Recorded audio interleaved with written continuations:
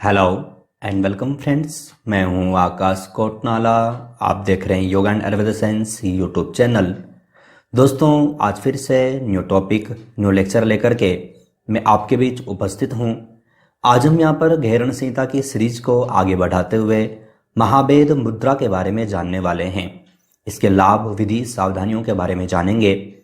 घेरण संहिता में वर्णित अन्य मुद्राएं या फिर अन्य ग्रंथों से संबंधित और घेरण संहिता में वर्णित अन्य टॉपिक से संबंधित आपको चैनल पर 550 प्लस लेक्चर्स दिए जा चुके हैं। आप इन्हें देख सकते हैं, कुछ नया सीख सकते हैं। यहाँ पर हमने घेरण संहिता की सीरीज यहाँ पर प्रारंभ की है, जिसके अंतर्गत मैं आपको अभी तक लगभग 40 प्लस लेक्चर आपको यहाँ पर दे चुका हूँ। इसी सीरीज को आगे बढ़ाते हुए यहाँ पर आज हम जानेंगे घेरण संहिता में वर्णित महाभेद मुद्रा का संपूर्ण परिचय। यहाँ पर हम इसके लाभ, विधि, सावधानियों के बारे में जानेंगे। तो उससे पूर्व, महाभेद मुद्रा प्रारंभ करने से पूर्व थोड़ा सा हम इसका रिवीजन कर लेते हैं कि मुद्रा एवं बंध क्या है। वैसे तो पूर्व में मैं आपको ये सारे बता चुका हूँ, लेकिन मुद्रा का अगर जो हम चैप्टर प्रारंभ कर रहे हैं तो थोड़ा सा रिवीजन करना आवश्यक है। अगर जो हम घेरण संहिता के अनुसार देखें तो महर्षि घेरण ने सप्त साधन के अंतर्गत तृतीय साधन में मुद्रा एवं बंध का वर्णन किया है। महर्षि घेरण द्वारा जो रचित जो ये घेरण संहिता जो ग्रंथ है 7 साधनों में विभाजित है। इसका जो तृतीय साधन है यानी कि जो तृतीय चैप्टर है वह मुद्रा एवं बंध से संबंधित है। महर्षि घेरण कहते हैं कि जो कोई साधक मुद्रा एवं बंध का अभ्यास करता है तो उस साधक को स्थिरता की प्राप्ति होती है, अर्थात ये स्थिरता के साधन हैं। ये सब के बारे में मैं आपको अलग से लेक्चर में दे चुका हूँ। आप अगर जो जानना चाहें, देखना चाहें तो आप वीडियो के ऊपर आई के बटन पर क्लिक करके ये लेक्चर भी देख सकते हैं। अब हम यहाँ पर अपना जो मुख्य जो टॉपिक है यानी कि महाभेद मुद्रा, इसे क्यों कहा जाता है, प्रथम हम यहाँ पर जानेंगे। किसी भी मुद्रा या फिर आसन या फिर प्राणायाम, उसके बारे में जानने से पूर्व उसका नामकरण जानना आवश्यक है कि इसको इस नाम से क्यों जाना जाता है। तो अगर जो हम महाभेद मुद्रा के बारे में जाने तो आप यहाँ पर ध्यान दीजिएगा। भेद का अर्थ होता है भेदन। इस दौरान सुई के द्वारा माला को पिरोए जाने की भांति इस मुद्रा के अभ्यास से सप्त चक्रों का भेदन किया जाता है, इसलिए इसे महाभेद के नाम से जाना जाता है। जो महाभेद जो मुद्रा है इसमें 3 शब्द हैं, एक है महा, एक है भेद, एक है मुद्रा। मुद्रा का तात्पर्य हम पूर्व में जान चुके हैं। भेद का तात्पर्य होता है भेदन, और महा इसलिए कहा गया क्योंकि ये सभी मुद्राओं में से सर्वश्रेष्ठ मानी गई है। तो यहाँ पर आपको ध्यान रखना है कि जो भेद का तात्पर्य है, यहाँ पर भेद का तात्पर्य यहाँ पर भेदन से है। इस दौरान यानी कि इस मुद्रा के अभ्यास से, जब हम इस मुद्रा का अभ्यास करते हैं, योगी लोग जब इस मुद्रा का अभ्यास करते हैं तो उनका जो मूल जो लक्ष्य होता है वह लक्ष्य होता है कि सप्त चक्रों का भेदन करना। अर्थात या फिर कोई साधक हो या फिर हम स्वयं अगर जिसका अभ्यास करते हैं तो इस मुद्रा का जो लाभ है या फिर इस मुद्रा के अभ्यास के दौरान जो सप्त चक्र हैं इनका भेदन किया जाता है। इस दौरान इस प्रोसेस को अपनाया जाता है। अब वैसे तो ये बोलने में एकदम बिल्कुल सरल लगता है, सप्त चक्र का भेदन करना ये बोलने में सरल है, लेकिन जब हम इस दौरान जब साधना को जो प्रारंभ करें तो काफ़ी कठिन भी है। इसलिए इसे महाभेद मुद्रा के नाम से जाना है। सामान्य व्यक्ति इसका अभ्यास भी नहीं कर सकता। तो ये महाभेद क्यों कहा जाता है, आप नामकरण जान चुके हैं, आपको ध्यान में होना चाहिए। अब हम यहाँ पर नामकरण यहाँ पर जान चुके हैं। अगर जो हम इसकी विधि के बारे में जाने, अगर जो हमें महाभेद मुद्रा का अभ्यास करना है, अगर जो आप एग्जाम की दृष्टि से जानना चाहें, अगर जो आप प्रैक्टिकल के दृष्टि से देखना चाहें, तो ये आपको यहाँ पर ध्यान रखना है। यहाँ पर आप जो इमेज यहाँ पर जो देख रहे हैं, जो पिक्चर आप यहाँ पर देख रहे हैं, यह महाभेद मुद्रा की है। आपको बताते हैं जो लेक्चर है घेरण संहिता से संबंधित है। यहाँ पर जो इमेज भी जो दिख रही है आपको, वो आपको घेरण संहिता से संबंधित ही दिख रही है।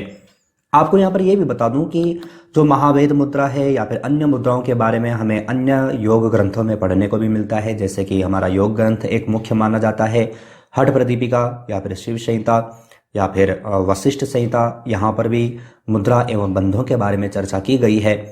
लेकिन हम यहाँ पर घेरण संहिता के अनुसार यहाँ पर जानने वाले हैं। तो घेरण संहिता के अनुसार महर्षि घेरण यहाँ पर कहते हैं कि अगर जो हमें महाभेद मुद्रा का अभ्यास करना है तो सर्वप्रथम हमें दंडासन की स्थिति में आ जाना है। दंडासन की स्थिति में आने के पश्चात हमें अर्ध वज्रासन का अभ्यास करना है। जिस प्रकार से हम वज्रासन करते हैं तो वज्रासन में हमारे दोनों पैर मुड़े होते हैं, लेकिन जब हम अर्ध वज्रासन करेंगे तो एक पैर हमारा सामने की ओर फैला होगा। तो एक पैर को मोड़ते हुए हमें जो गुदाद्वार है, अपना जो मूलाधार जो क्षेत्र है वहां पर इसे टच करना है, इसे अर्थात जो मूल बंध है उसे लगाए रखना है, यानी कि जो मूलाधार क्षेत्र है वहां पर अपनी जो एडी है उसे सटा करके रखना है। साथ ही साथ अपना जो दूसरा पैर है इसे सामने की ओर फैला करके रखते हैं। जब पैरों की इस प्रकार की स्थिति हो जाती है और यहाँ पर हमारा मूलाधार क्षेत्र यानी कि जो मूल बंध है वो स्वतः ही यहाँ पर लगा हुआ है, इसके पश्चात अब हमें यहाँ पर जो अभ्यास करना है वह उड्डयन बंध का अभ्यास करना है। आप ध्यान दीजिएगा। तो उड्डयन बंध का अभ्यास करने के लिए हमें हमारी जो श्वास है, श्वास को बाहर छोड़ना है, अर्थात बहिर्कुंभक का अभ्यास करना है। तो श्वास ले करके इसके पश्चात हमें श्वास को बाहर छोड़ते हुए हमें उड्डयन बंध का अभ्यास करना है। साथ ही साथ इसके अभ्यास के साथ ही हमें अपने दोनों हाथों के द्वारा अपने जो सामने की ओर जो फैलाया हुआ जो पैर है इसके अंगूठे को पकड़ना है। साथ ही साथ अब हमें यहाँ पर जालंधर बंध का भी अभ्यास करना है। आपको बता दें, मूल बंध, उड्डयन बंध, जालंधर बंध या फिर महाबंध, इन सब के बारे में मैं आपको अलग से लेक्चर दे चुका हूं। कहने का तात्पर्य है कि जब हम महाभेद मुद्रा का अभ्यास करें तो महाभेद मुद्रा के अभ्यास के दौरान हमें महाबंध का अभ्यास करना है, अर्थात तीनों बंध यहाँ पर लग जाते हैं, तीनों बंधों को लगाना है। और इसके पश्चात हमारी जो दृष्टि रहेगी यह नासिकाग्र दृष्टि रहती है। जब हम जितनी देर हम इस अभ्यास को कर सकें हमें इसका अभ्यास करना है। इसके पश्चात हमें जालंधर बंध छोड़ते हुए, उसके बाद उड्डयन बंध छोड़ते हुए, मूल बंध छोड़ते हुए पूरा जो अपना जो स्थिति है पुनः प्रारंभिक स्थिति में आ जाना है। आपको बता दें, जो महाभेद मुद्रा है इसे गहन संहिता में काफी श्रेष्ठ यहाँ पर माना गया है, आपको ध्यान में रखना है। और यहाँ पर जब हम महाभेद मुद्रा का अभ्यास करते हैं तो इस दौरान हमें महामुद्रा और महाबंध का अभ्यास दोनों यहाँ पर स्वतः ही हो जाते हैं, दोनों का अभ्यास यहाँ पर हो जाता है, इसलिए इसे श्रेष्ठ भी माना गया है। तो ये हमें यहाँ पर जानना है। महाभेद मुद्रा की विधि मैंने आपको यहाँ पर समझा दिया। आप अगर जो स्वतः अपने लिए अभ्यास करना चाहते हैं तो आपको इस प्रकार से करना है। किसी को सिखाने के लिए अगर जो आप ये लेक्चर देख रहे हैं तो आपको ध्यान में रखना है। अब ऐसा नहीं है कि अगर जो हम ये अभ्यास करें तो इसके लाभ न प्राप्त हों। इसके लाभ क्या क्या प्राप्त हैं अगर जो हम इनके बारे में चर्चा करें तो यहाँ पर आप देखेंगे इस मुद्रा के लाभ महाबंध एवं महामुद्रा के लाभ के समान ही हैं। साथ ही यह मुद्रा चेतना की सजगता को बनाए रखकर उसकी उच्च अवस्था को प्राप्त कराता है। ध्यान दीजिएगा, आपने चैनल पर महाबंध और महामुद्रा का लेक्चर देखा होगा, नहीं देखा है तो आप उसे अवश्य देखें। तो जब हम इस महाभेद मुद्रा का अभ्यास करते हैं तो इस महाभेद में दोनों यानी कि महाबंध भी लगता है और महामुद्रा भी लगता है, तो दोनों के लाभ हमें यहाँ पर प्राप्त होंगे।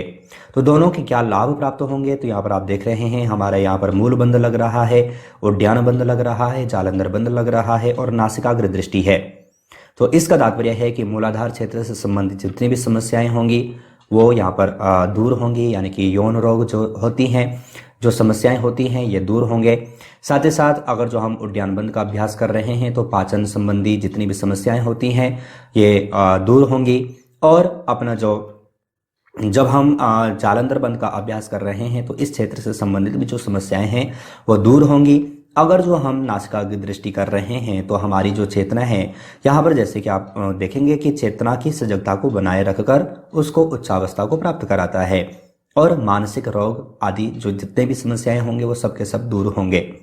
तो ये आपको यहाँ पर ध्यान रखना है। मैं ज़्यादा इसके लाभ नहीं बताऊंगा क्योंकि हमने महाबंध और महामुद्रा के अंतर्गत सारे लाभ यहाँ पर देखे हैं। तो ये आपको यहाँ पर ध्यान रखना है कि महाभेद मुद्रा के लाभ क्या क्या हैं। अब ऐसा नहीं है कि कोई भी व्यक्ति महाभेद मुद्रा का अभ्यास कर सकता है, कुछ सावधानियां भी हमें बरतनी होती हैं। तो कौन कौन सी सावधानियां हैं तो वो भी हम यहाँ पर देखेंगे। इस मुद्रा में महाबंध एवं महामुद्रा में बताई गई सावधानियां बरतनी चाहिए। हम महाबंध और महामुद्रा के दौरान जिन जिन सावधानियों को बरतते हैं वो यहाँ पर बरतनी है। सबसे प्रथम अगर जो हम पेट से संबंधित कोई अत्यधिक समस्या है जैसे कि अल्सर इत्यादि है तो उस दौरान हमें इसका अभ्यास नहीं करना है। या फिर हाई बीपी वाले कोई रोगी हैं, क्योंकि हाई बीपी में आपने देखा कि हम यहाँ पर बहिर्कुंभ का अभ्यास कर रहे हैं, तो अगर जो हम हाई बीपी वालों को देते हैं तो उस दौरान भी ये थोड़ा दिक्कत कर सकता है, इसलिए हमें वहाँ पर ये सावधानी बरतनी है। ऐसे व्यक्ति को इसका अभ्यास नहीं कराना है। या फिर अन्य कोई भी समस्याएं हैं, आप महाबंध और महामुद्रा से संबंधित आपने वहाँ पर देखा होगा, जो सावधानियां वहाँ पर बताई गई हैं उनका अभ्यास इनके अभ्यास के दौरान जो सावधानियां बताई हैं वो आपको यहाँ पर ध्यान रखना है। और सबसे जरूरी बात आपको यहाँ पर यह भी ध्यान रखना है कि कुशल मार्ग निर्देशन में ही इसका अभ्यास करना है। ऐसा नहीं कि आप ये लेक्चर देख रहे हैं और आपने अभ्यास प्रारंभ कर दिया, बिल्कुल नहीं। आप मेरा ये लेक्चर देख करके या फिर किसी का भी लेक्चर देख करके, कोई भी वीडियो देख करके किसी भी आसन प्राणायाम मुद्रा बंध का अभ्यास न करें। क्योंकि जब हम कोई भी अभ्यास करते हैं तो उस दौरान किसी भी व्यक्ति को जो कुशल मार्गदर्शक है उसको सामने होना बहुत आवश्यक है।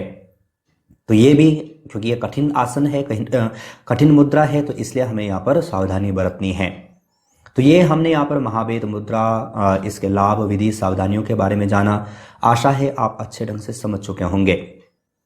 अब आप सभी जानते हैं, कुछ प्रश्न मैं आपको यहाँ पर देता हूँ जो कि आप यहाँ पर हल करेंगे और वीडियो के कमेंट बॉक्स में आप इनके सही आंसर यहाँ पर भेजेंगे। तो प्रथम प्रश्न आपके लिए यहाँ पर है, निम्नलिखित में से महाबंध का संबंध किससे है? मूलबंध से, जालंधर बंध से, उद्यान बंध से, या फिर इन सभी से? सही आंसर क्या है छांट करके वीडियो के कमेंट बॉक्स में भेजिएगा। यहाँ पर महाबंध का संबंध पूछा गया है। दूसरे प्रश्न की ओर चलें। निम्नलिखित में से महाभेद के लाभ किसके समान हैं? महाबंध के, महामुद्रा के, उपरोक्त दोनों के, या फिर कोई नहीं? तो महाभेद का जो हम अभ्यास करते हैं तो क्या लाभ हमें यहाँ पर प्राप्त होते हैं, किसके समान है, आपसे पूछा गया है। सही आंसर छांट करके वीडियो के कमेंट बॉक्स में भेजिएगा। तीसरे प्रश्न की ओर चलें। निम्न में से खेचरी मुद्रा किस मुद्रा के समान है? नभो मुद्रा, महामुद्रा, उपरोक्त दोनों, कोई नहीं? तो खेचरी मुद्रा के बारे में मैंने आपको बताया है। आप सही आंसर छांट करके वीडियो के कमेंट बॉक्स में भेजिएगा। साथ ही साथ आप सभी को बता दें, जो प्रश्न आप यहाँ पर देख रहे हैं, इसी प्रकार से प्रश्नोत्तरी सीरीज की चैनल की ओर से 3 ई बुक पब्लिश की जा चुकी हैं। एक में आपको 500, एक में आपको 1000 प्लस, एक में आपको 1500 प्लस MCQ मिल जाते हैं। तीनों योग ग्रंथों में से आप कोई भी डाउनलोड परचेस करने के लिए वीडियो का कमेंट बॉक्स, वीडियो का डिस्क्रिप्शन बॉक्स चेक कर सकते हैं। नेक्स्ट, चौथे प्रश्न की ओर चलें। निम्न में से गहरण संहिता में बंधों की कुल संख्या है? 2, 4, 6, कोई नहीं? तो बंध कितने हैं आपसे पूछा गया है, मैंने आपको बताया भी है। सही आंसर छांट करके वीडियो के कमेंट बॉक्स में भेजिएगा। आज हमने यहाँ पर गहरण संहिता में वर्णित महाभेद मुद्रा के बारे में जाना। अगर ये लेक्चर आपके लिए यूजफुल था तो लाइक जरूर कीजिएगा। अगर जो आप चैनल से और अधिक जुड़ना चाहें, आप चैनल पर ज्वाइन बटन पर क्लिक करके 3 प्लान में से कोई भी प्लान ले सकते हैं, चैनल से और अधिक जुड़ सकते हैं। इसी प्रकार से अन्य टॉपिक, अन्य लेक्चर के साथ आप सभी से फिर से मुलाकात होगी, लेकिन तब तक आप अपना और अपनी फैमिली का बहुत ख्याल रखिएगा। बाय।